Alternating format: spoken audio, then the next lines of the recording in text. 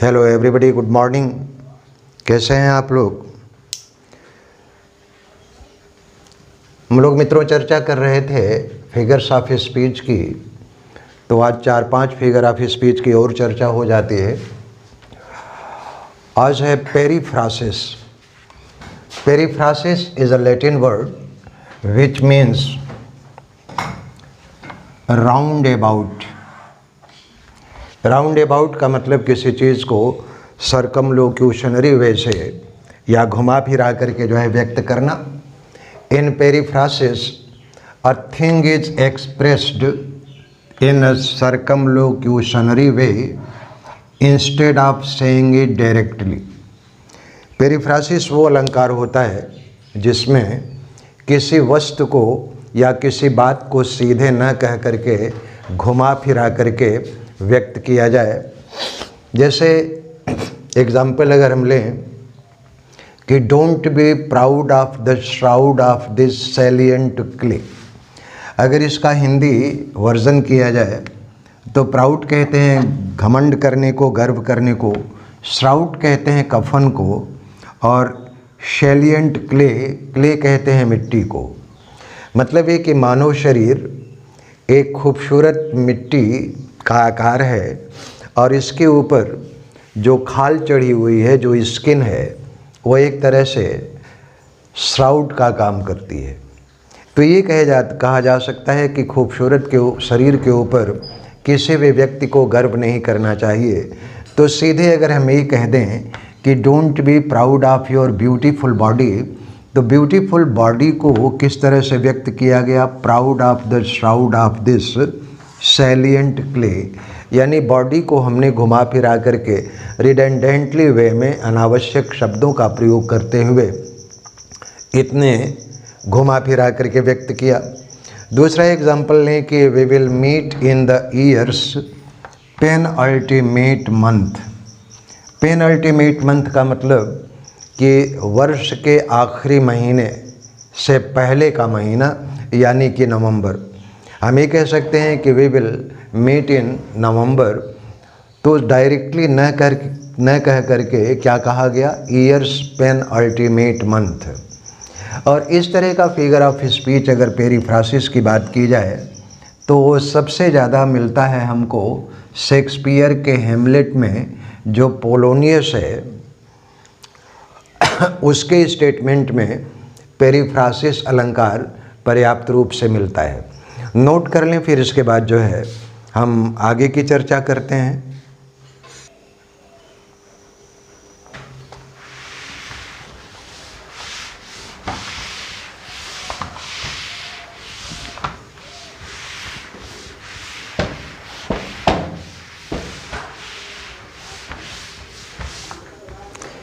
Next है sarcasm.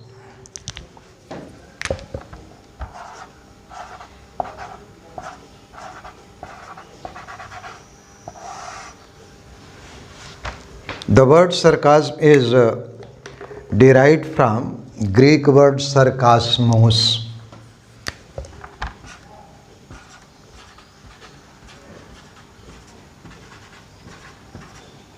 Sarcasm Greek word sarkasmos है, which means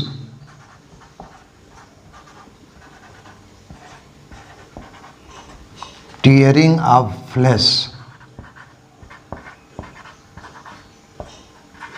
tearing of flesh, गोश्त को नोचना।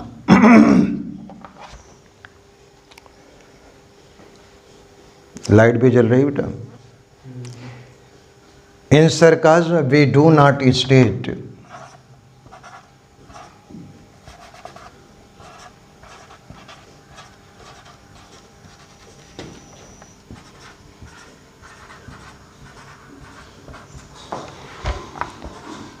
we do not state a thing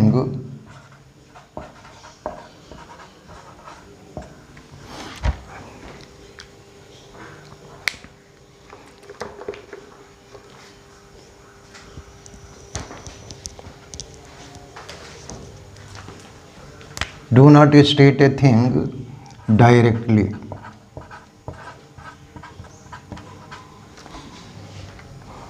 or we do state or think contrary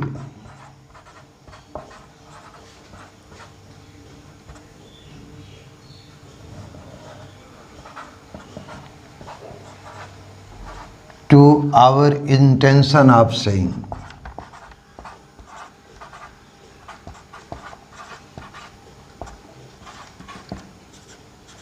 Intention of saying,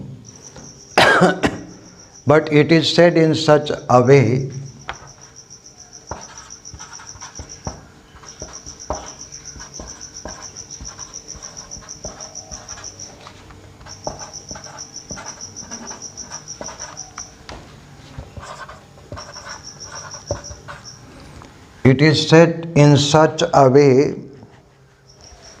to excite contempt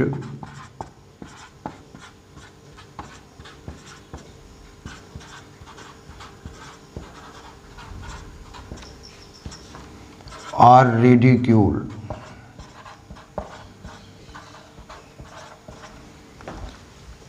sarcasm वास्तव में Greek भाषा का शब्द है सरकास्मोस, जिसका मतलब होता है tearing of flesh. Tearing of flesh का अर्थ ये होता है कि किसी व्यक्ति के ऊपर एक ऐसे कथन, किसी व्यक्ति के बारे में ऐसे कथन कहना जिसको सुन करके उसके तन मन में एक आग से लग जाए, जैसे कि इतनी पीड़ा हो कि उसका किसी ने गोश्त नोच लिया हो। तो in sarcasm we do not state a thing directly. Sarcasm वो अलंकार है जिसमें किसी वस्तु को सीधे न कह करके, या ये कहा जा सकता है कि we do state a thing contrary to our intention of saying, जो हम कहना चाहते हैं उसका स्पष्ट रूप से इरादा न व्यक्त हो, but it is said in such a way, बल्कि इसको इस तरह से कहा जा सकता है जैसे कि टू एक्साइट कंटेम्प्ट। कंटेम्प्ट कहते हैं नफ़रत को या घृणा को, और रिडिक्यूल मानो कि उसका उपहास उड़ाया जाए या उससे घृणा व्यक्त की जाए। एग्जाम्पल अगर हम लें तो लॉक्स ने एक स्टेटमेंट बड़ा प्यारा सा दिया है कि certainly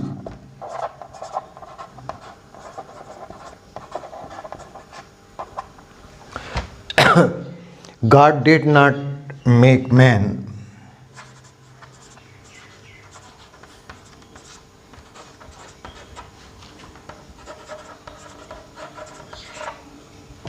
certainly God did not make man and leave it to Aristotle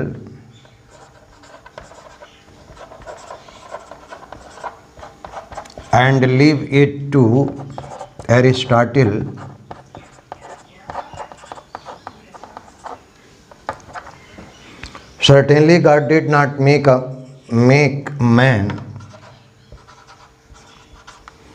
and leave it to Aristotle to make him rational.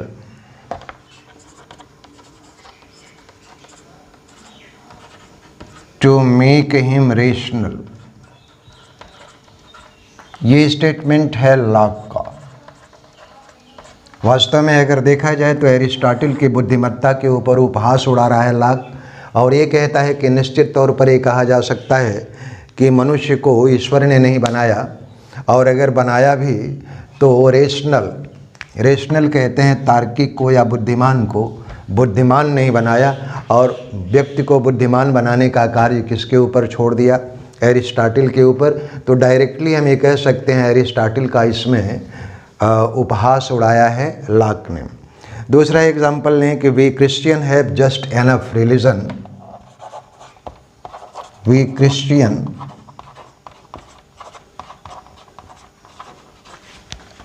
Have just enough religion to make us hate.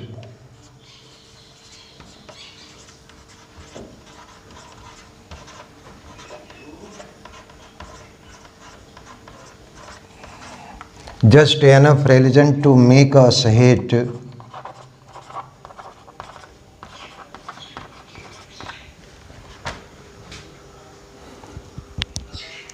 but not enough to make us love each other.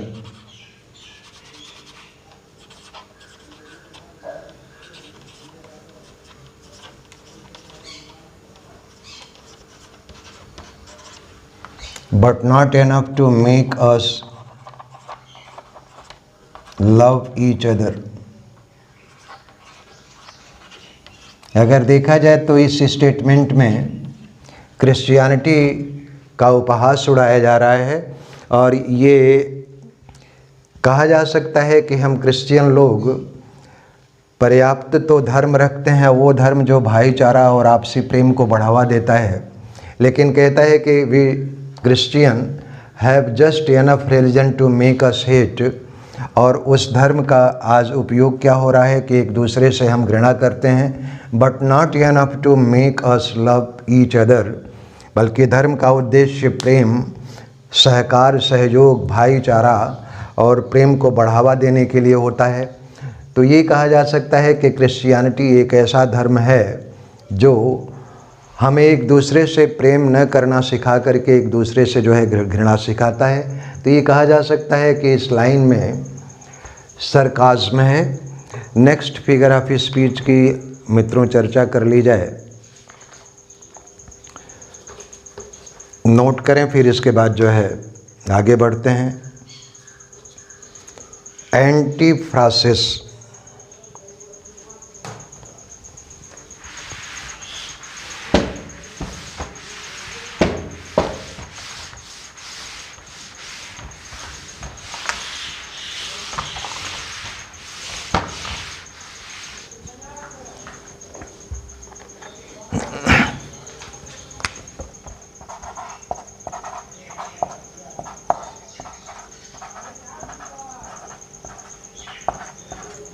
एंटीफ्रासिस। एंटीफ्रासिस भी Greek word है।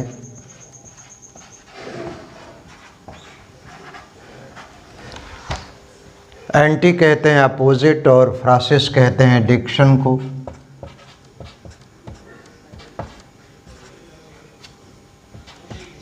Opposite और Francis Dickson या शब्द।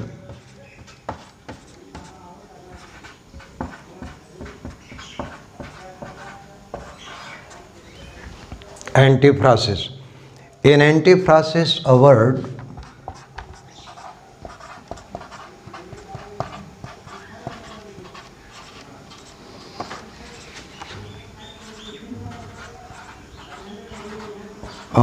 or phrase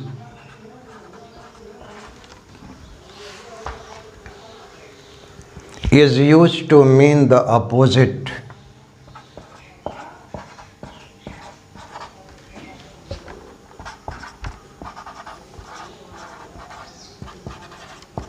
is used to mean the opposite of its normal meaning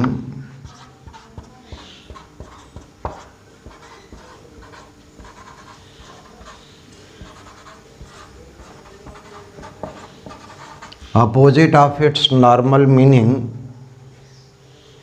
to ironic, humorous, to produce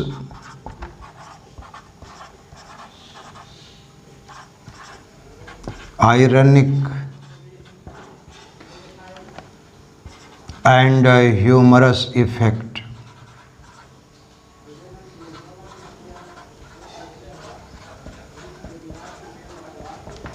एंटीफ्रासिस में किसी एक शब्द या वाक्यांश को इस तरह से प्रयोग किया जाता है कि साधारण अर्थ ना निकल करके ठीक उसके विपरीत अर्थ निकले, और इसका उपयोग आयरनिक या फिर ह्यूमरस हास्यास्पद प्रभाव पैदा करने के लिए किया जाता है। एग्जाम्पल लें कि इट इज़ स्कूल ऑफ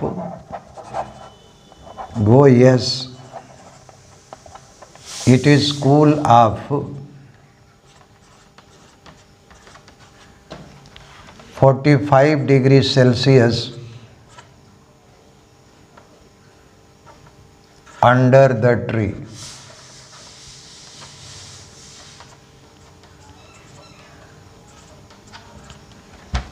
अब अगर देखा जाए तो 45 डिग्री सेल्सियस एक स्कॉर्चिंग हीट हो जाती है, लेकिन उसी को ये कहा जाता है कि बिल्कुल पेड़ के नीचे तो 45 डिग्री सेल्सियस जितनी ठंडक तो है ही, यानी कि एंटीफ्रासिस है। हम ये कहना चाहते हैं कि बेहद गर्मी है, लेकिन बेहद गर्मी को 45 डिग्री सेल्सियस कूल के रूप में व्यक्त किया गया, यानी स्टेटमेंट का या फ्रेज का जस्ट अपोजिट अर्थ निकल रहा है। हम ये भी ले सकते हैं दूसरा एग्जाम्पल, ही इज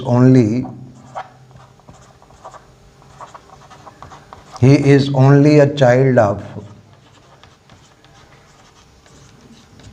50 ईयर्स। वह बच्चा ही तो है लेकिन इसकी उम्र 50 वर्ष की है। मैं समझता हूँ ये बात क्लियर हो गई होगी। अब जरा एलिटरेशन की बात की जाए, मिटा दें इसे।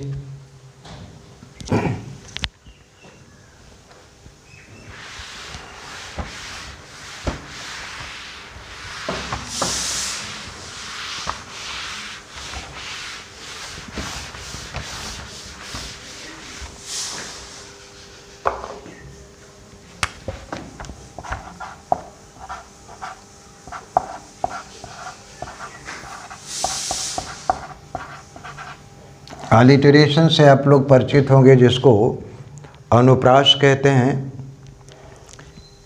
It is the use of 2 or more words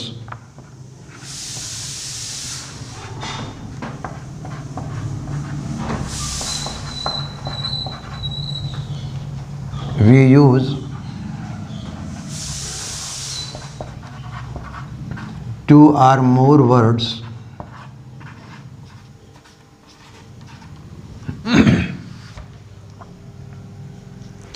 that begin with the same letter or sound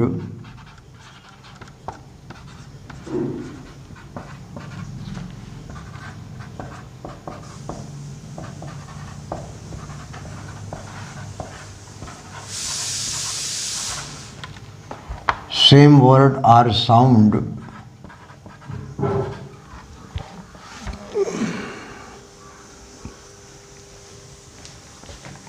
alliteration में वास्तव में एक ही ध्वनि या एक ही कॉन्सोनेंट शब्द की पुनरावृत्ति बार बार होती है। जैसे अगर हम एग्जाम्पल लें कि टायर्ड एंड ट्रू,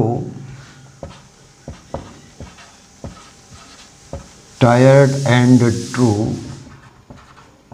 अगर इसमें देखा जाए तो टी के फिर से पुनरावृत्ति हो गई। हेल एंड हार्टी,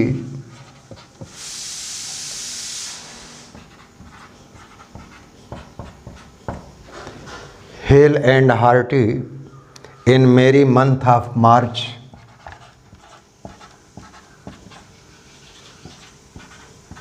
मेरी month of March,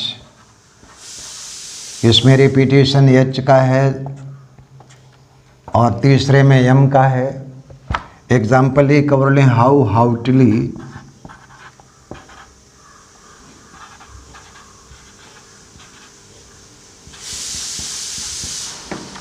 he held his head so high, इसमें repetition vowel H, consonant H का है। How haughtily he held his head so high, कितने गर्व के अंदाज में वो अपने सर को ऊंचा रखे हुए था। तो इसमें सब अलिटरेशन है। नेक्स्ट लेते हैं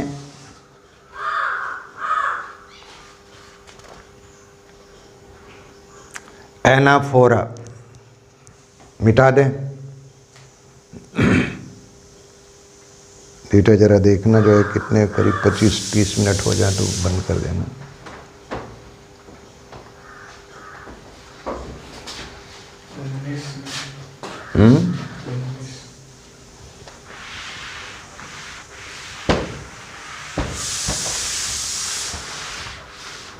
अपलोड करने में भी तो दिक्कत हो जाएगी। Anaphora,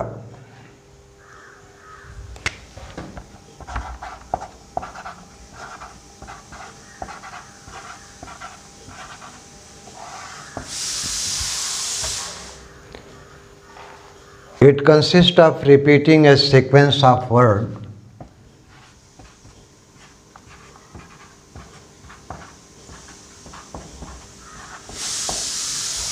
It consists of repeating a sequence of words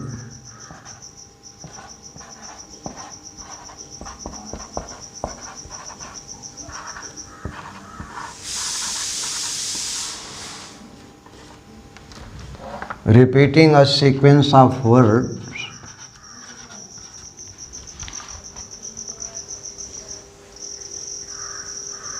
at the beginning of a neighboring clause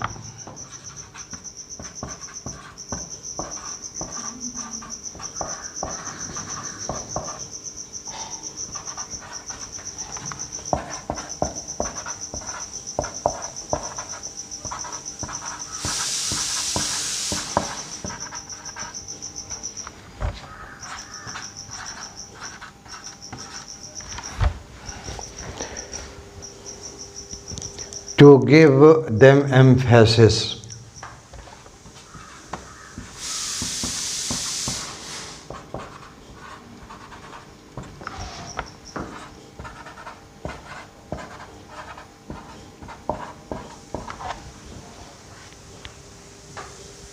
इसमें कुछ ऐसे शब्दों का क्रम प्रयोग किया जाता है जिसमें कि जोर देने के लिए बाद वाले नेवरी क्लास में इसकी शुरुआत करते हैं। जैसे mad world, mad Kings, mad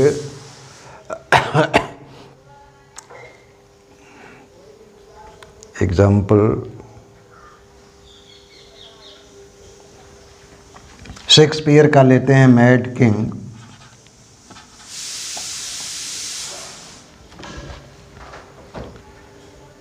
mad world, mad composition.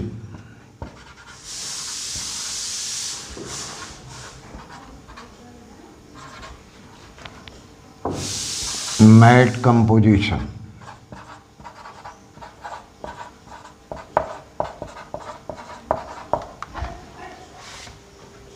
ये शेक्सपियर का किंग जॉन सेकंड का है।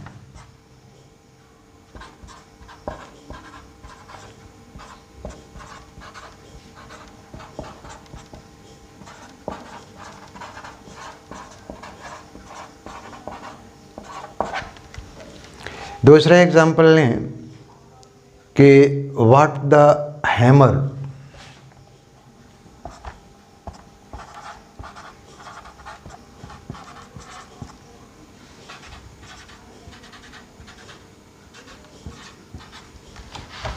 What the hammer, what the chain,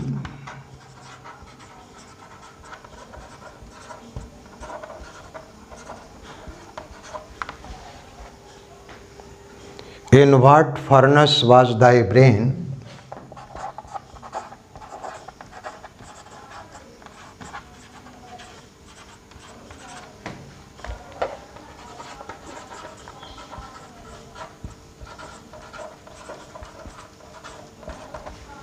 in what furnace was thy brain, what the anvil,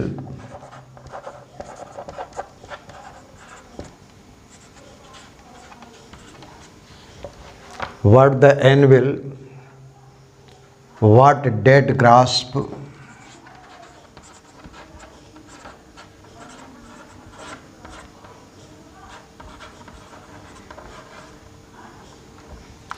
what dead grasp, dare it deadly terror clasp.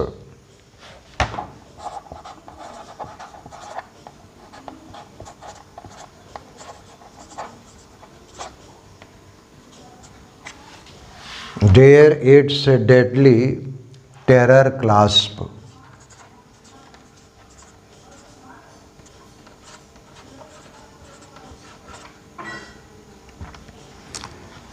ये line वास्तव में William Blake की tiger से है।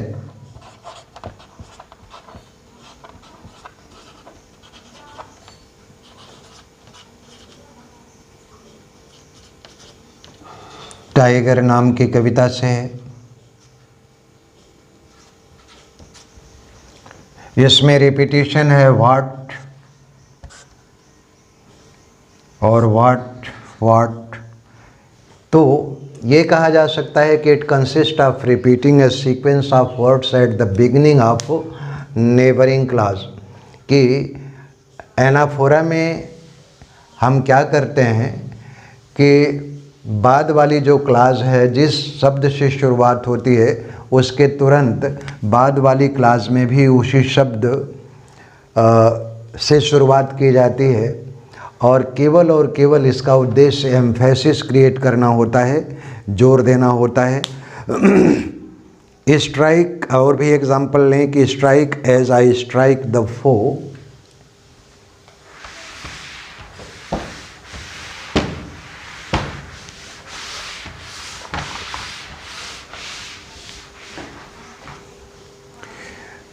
Byron का statement है strike as I strike the four,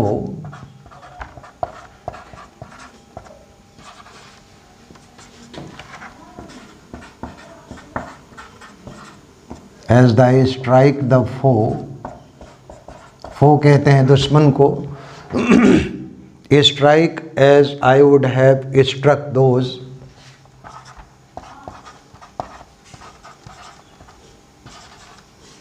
as I have struck those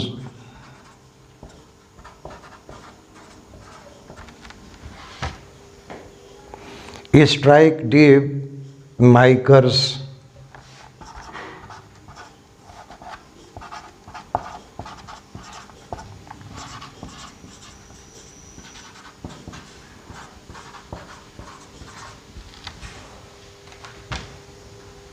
strike and but once।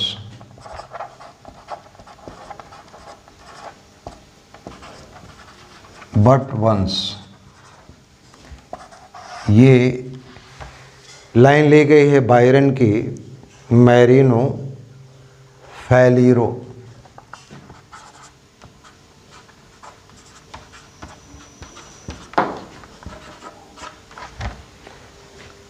In Marino फैलीरो।